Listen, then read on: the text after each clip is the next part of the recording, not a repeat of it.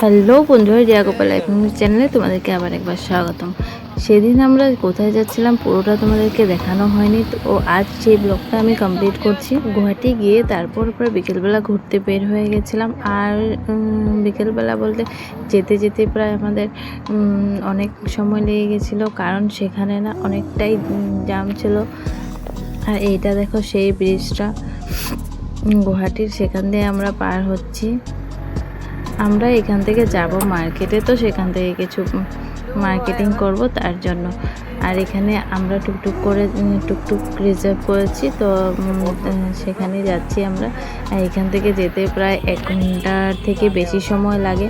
আর যেহেতু জ্যাম ছিল তার জন্য আমাদের আরও বেশি সময় লেগে গেছে। এখানে সব কিছু অনেকটাই অন্যরকম। আর এদিকে যাওয়ার সময় আমি অনেক কিছুই দেখতে পেয়েছি, সব কিছু অনেকটাই আলাদা। তো ভালোই লাগছিলো, অনেকটাই ভালো লাগছিলো। আমাদের তো সবসময় বাইরে থেকে বের হওয়া হয় না, তো এখানে ঘুরতে অনেক দিন পরে আসা হয়েছে, অনেক দিন থেকে আসবো বলছিলাম, তো এসে তো অনেকটাই ভালো লাগছে। আর এদিকে দেখো এতটাই এই সময়টাতে জ্যাম লেগে যায়। দেখো পেছনে আগে এই জায়গাটা পার হতে আমাদের প্রায় 1 ঘন্টার মতন লেগেছে, 1 ঘন্টা থেকে বেশি সময় লেগেছে। তো সেই দিকে আমাদের মার্কেটে পৌঁছতে প্রায় 7টা বেজে গেছে। তারপর আমরা আর আগের দিকে যাইনি, তো সেইখানেই উল্টো সাইডের রাস্তা দিয়ে আমরা ঢুকে গেছি মার্কেটের দিকে। তো সেখানে তো জায়গাটা অনেকটাই বড়, তো আমরা এই সাইডে ঢুকে গেছি। এদিকে দেখো এই যে মার্কেটগুলো কি হারে সুন্দর সুন্দর জিনিস নিয়ে সবাই বসেছে, অনেকটাই ভালো লাগছিল। আমরাও কিছু দেখছিলাম, তো দেখি এগুলো নিচ্ছিলাম। অনেক কিছু কেনাকাটা করেছি, সেগুলো ভিডিও করা হয়। তারপর আমার অনেকটাই ইচ্ছে করছিল ফুচকা খাওয়ার জন্য, তো বরকে বললাম। তারপর বর খাওয়ালো। এখানে আমরা দাঁড়িয়ে এখানে খেয়ে নিলাম। আর এতটা ভিড় দেখো এখানে, সত্যি এখানে এসে জানতে পারলাম যে এতটাই মানে কি বলবো, মার্কেটে প্রতিটা দিন হয়, তারপরেও এতটা ভিড়।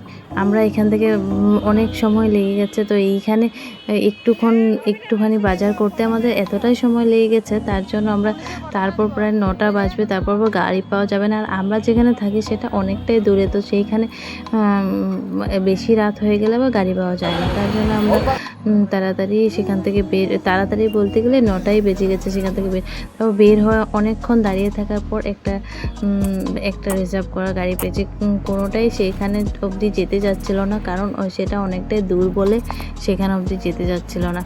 তারপর আমরা প্রায় 8 ঘন্টার মতো দাঁড়ানোর পর যেই হোটেলে আমরা থাকি সেই ভাইটাই ঠিক করে দিল, সেই ভাইটাই টুকটুকটা ঠিক করে দিল। তো তারপর আমরা সেখান থেকে 9টা বেজে পার হয়ে গেছে, তখন আমরা সেখান থেকে বের হয়েছি। তারপরে এখানে হোটেলে আস্তে প্রায় আমাদের 9:30 বেজে পার হয়ে গেছিলো। তো আমরা ভাবছিলাম যে খাওয়া দাওয়া করে এবারে উপরে উঠবো, কিন্তু আমি বললাম যে না, অনেকটা লেট হয়ে গেছে, চলো আমরা অর্ডার দিয়ে তুমি এসে যাবে, আমরা উপরে খেয়ে নেব। তারপর আমরা এসে গেলাম।